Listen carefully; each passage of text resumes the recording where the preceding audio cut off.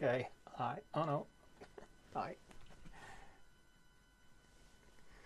Right.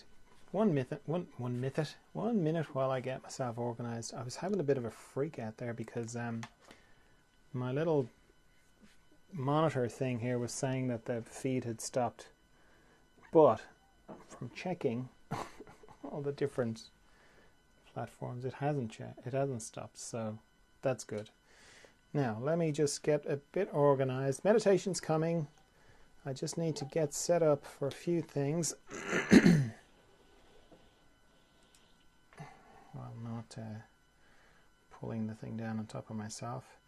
If you are on Facebook, I've got to stop it for a minute and then why is that looking so shiny? Oh yeah, I can't see. Oh, I can see there. Okay, bear with, as they say. Nearly there. I'm getting organized for my Further Emergence people as well on the Further Emergence Instagram. I want to make sure they can see me and it's all good. Okay. Nearly there.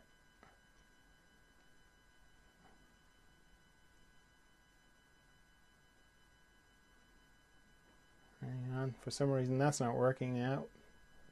Bear with. Meditation's coming. I don't know why that is not working.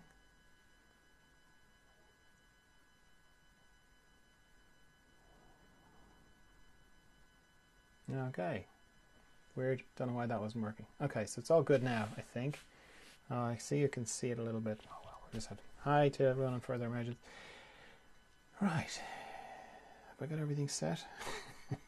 Oops. Oh no, I've got to turn off the Facebook people and turn them on again. Okay. Okay. So, how are you? Are you well? Going well? How's the Monday going? Good, I hope. It's fine if it's not. Not every day can be great, but I hope it is. We're going to do a bit of meditation now. These meditations are part of the Further Emergence work I do. I do them on Monday, Wednesday and Fridays. If you're curious about Further Emergence, I'll explain all about it at the end. But for now, somebody's saying they're doing very well. That's great, Jamie. Glad to hear it. Yeah, but for now, yeah, we're gonna do some meditation. It's not a class; it's just a chance to meditate together. I meditate throughout the day. This is just the one I do on the internet.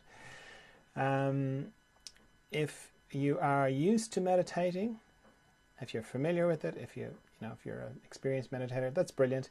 Can you hang on for a little bit, because Monday is the day that I explain what I do, just for the benefit of people who are new to meditation. There's lots of different types of meditation. This is what I do. For me, it starts with why I would meditate. I'm trying to connect to a part of myself that I connect to every night when I go to sleep. Not the dreaming bit, the bit after dreaming. So I'm sort of dreaming and then I drop out the bottom of dreaming into deep dreamless sleep, where I have no thoughts, no memories, no feelings, no emotions, I have no body really, no bed, no bedroom, nothing. I don't even have me.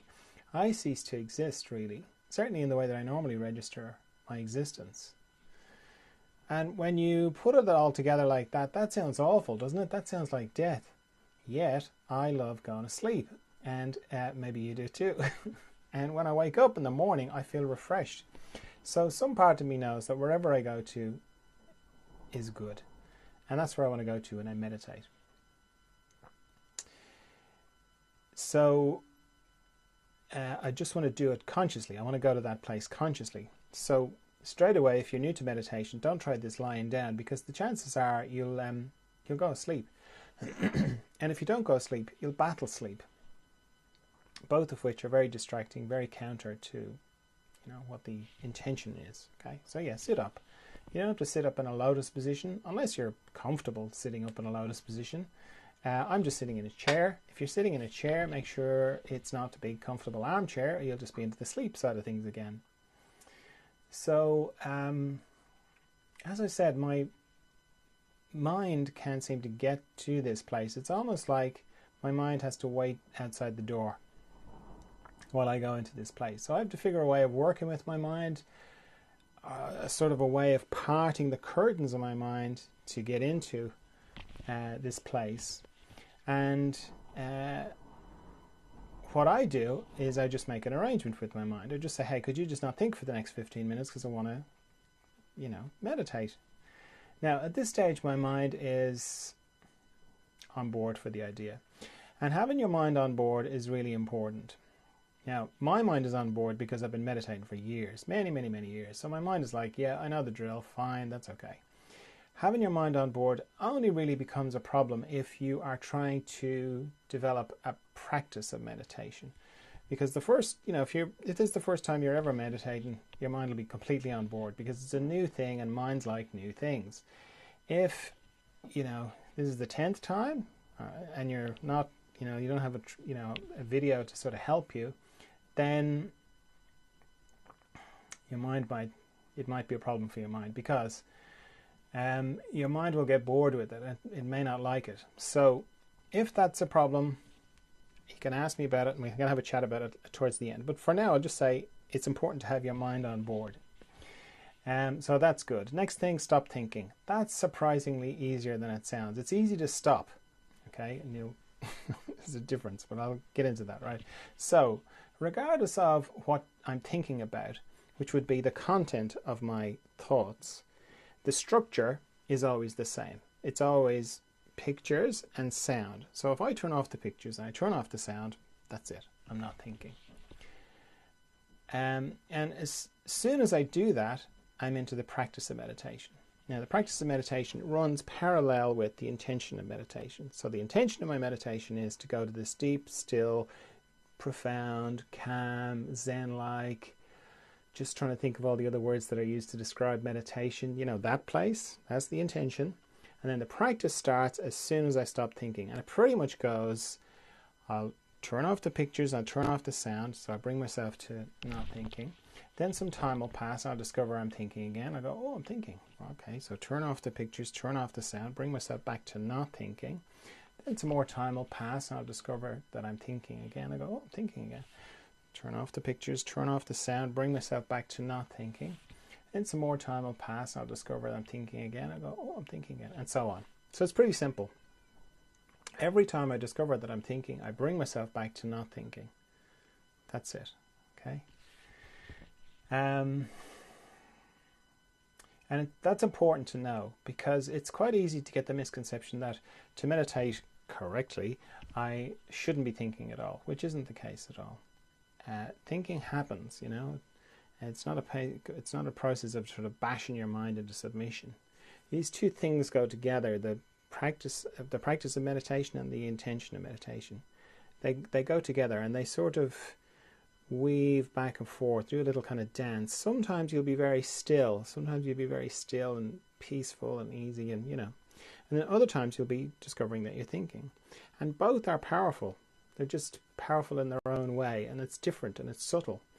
Because sometimes you'll, if you're in that kind of peaceful, still side of it, it's really obvious that it's powerful because you can feel changes in your body relaxes, settles, different things happen.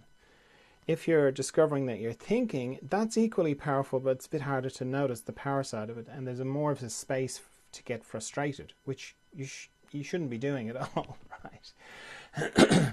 Because why it's powerful is, if you're like me, the sort of things you think about are all to do with you.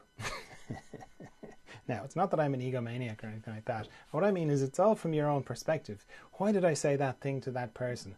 Why did I do that thing? What am I going to do about that other thing? And so on. It's all, me. Now, if I'm in the middle of if I'm in the middle of meditating and I'm having one of those thoughts and I go, oh, I'm thinking, turn off the pictures, turn off the sound, bring myself back to not thinking. Indirectly, what I'm saying to myself is, you know that thought that you just had, the one that you thought was you and that you were it? Well, you just made that disappear. Just poof, gone. So that means that you're not that thought. In fact, you're not any of your thoughts. You're something else. Now, that's very powerful. And the fact that you do that repeatedly in the course of meditation, that's very powerful as well. So,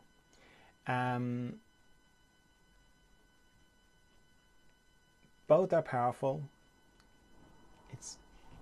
There's the only right way to meditate, right? Meaning, no, hang on.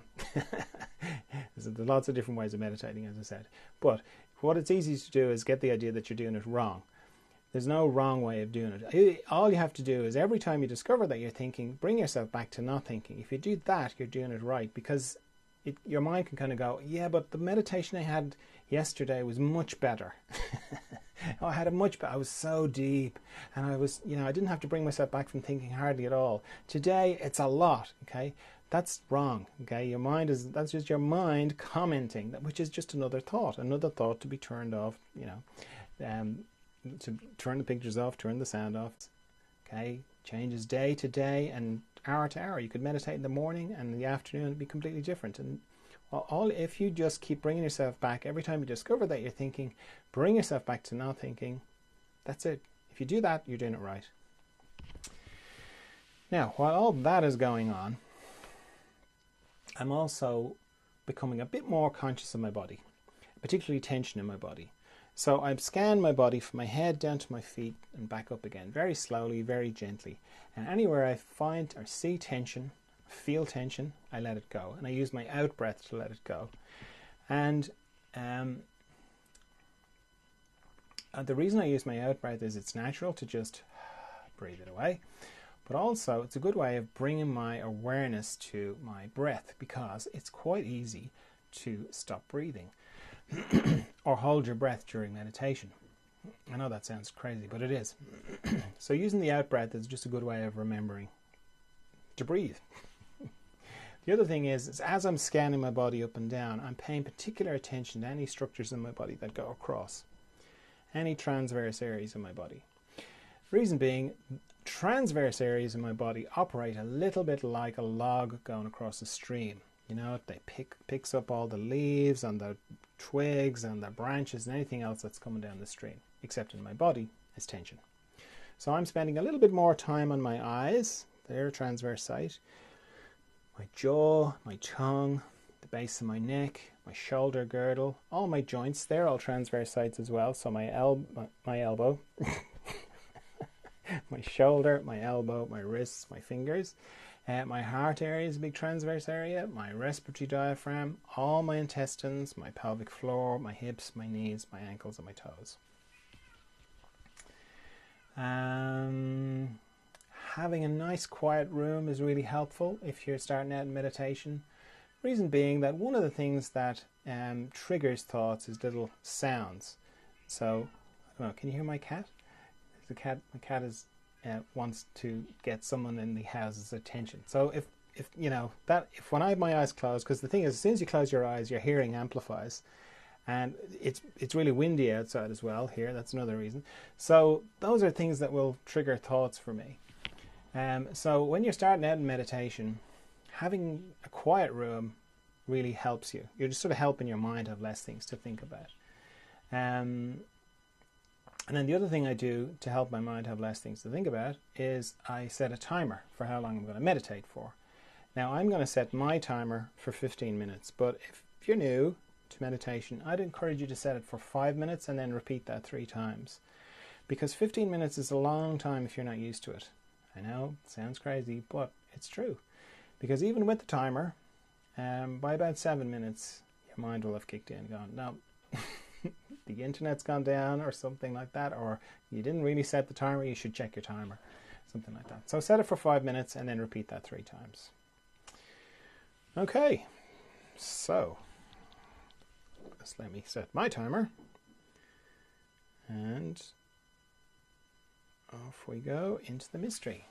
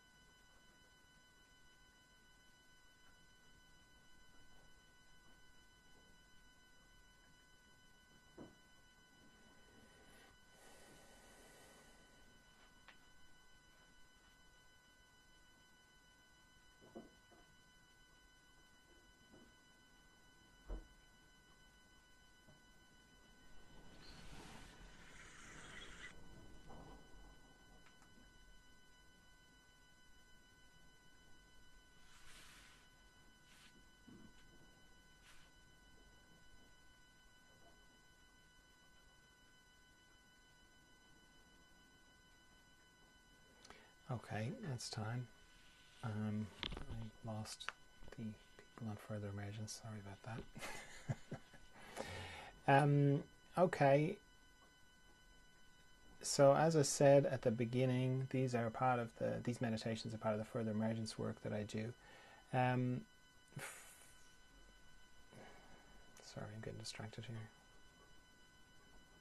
Okay, I'll sort that out in a minute. If you're wondering about further emergence is to do with growth, specifically inner growth, growth in consciousness. You could call it spiritual growth, growth in awareness, that kind of growth, because your body stops growing when you become an adult, but you keep growing on the inside. That doesn't stop. That goes on for your whole life. And just like when you were a kid, you might have gone through periods of accelerated growth in your body. You know, they're called growth spurts. They happen on the inside too, and they go on for your whole life as well. And if you were going through a growth spurt when you were a child and you went to your parents, you were like, oh, I've got pains in my legs, or wherever you had the pains, growing pains, your parents wouldn't have rushed you to hospital. They wouldn't have even brought you to the doctor. They would have just said, oh, that's natural. That's, you know, it's unpleasant and it's, you know, it's pain, but it'll pass. It's all right. It's natural. That's a much harder perspective to have when you're going through an inner growth spurt and you're 35 or you're 55 or you're 65 or you're 25. There's a much bigger space to feel like there's something wrong, that you're broken in some way, that there's something wrong with you. So further emergence is, you know, there to support growth, generally, inner growth generally, but specifically those times when growing, those inner growth spurts are happening, and it can be particularly hard. So the meditations help because being familiar with your inner landscape really helps with being able to deal with inner growth spurts. So meditation is just really useful for that. So that's why I do these. As I said, I do these on Monday, Wednesday and Friday. On the Wednesday and Friday, we just meditate. I don't do any of this talking. And it's a chance to meditate together, because meditating together is more powerful. I know we're not physically together, but we're together in other places, and that's very powerful. There's been studies about how powerful it is to meditate together. And then it's also just it's like a calendar thing. You know, if you want to start to meditate regularly, it's if you have someone to do it with, it's easier. So, you know, that's what the regular kind of meditation is about on Monday, Wednesday and Friday. And on Monday I do these explanations. Then there's also we do further emergence retreats. So they happen every 2 weeks on Saturdays. And the next one is next Saturday, and they are long. The last one went for 4 hours. There's a lot more meditation, in-depth meditation, and then there's questions and answers, talking, and it's a chance to kind of to take a bit of time from your life and kind of reflect on your growth, your inner life, and to see, oh, there are other people who are going through something similar to me. Because when you're going through an inner growth spurt, it can be quite easy to feel isolated and alone with it. So the retreats really help with that. They help on lots of levels, and they're very good. You can get a little idea of what they're like from looking at the previous Zoom groups. I haven't put the first retreat up yet, but the Zoom groups give you an idea of what they're like and what we cover and what we talk about and how it goes. And you'll see them, whatever platform you're looking at this on, you'll see them, you know, the videos from them. If you're a podcast sort of person, the Further Emergence podcast is made up of the audio from those Zoom groups and retreats. And then I also work with people one-to-one, and that's the reason. Like, I was a craniosacral therapist for many years, you know, over 30 years. So it's a combination of being able to get very specific feedback, because I've been through inner growth spurts, many of them. I've helped lots of people through them, so I have quite a bit of experience for that. So the one-to-ones are a chance to get very specific feedback about your situation, about what's going on for you, because those inner growth spurts, they can manifest in lots and lots of different ways, and they're very personal. So the one-to-one work is great for that. And then I work, as well as the talking, I also work behind the scenes with the person's system to help it harmonize the process. What else? Books. I've written 4 books, all roughly around the subject of further emergence as well. So that's all there to help as well. And then there's the growing. I only launched the Patreon for further emergence recently, but that's a platform really for the sort of growing community of people who are involved in further emergence and who like it and who want to support it, but also it's a way of connecting and talking with the community. So yeah, and that's all on furtheremergence.com. You can find links to all of that sort of stuff.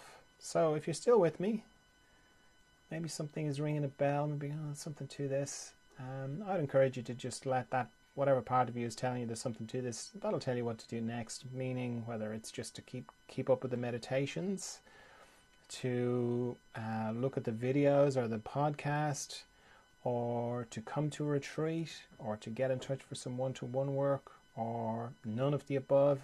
That part of you will know what to do. Okay, I think that's all. There were no questions that I could see coming through.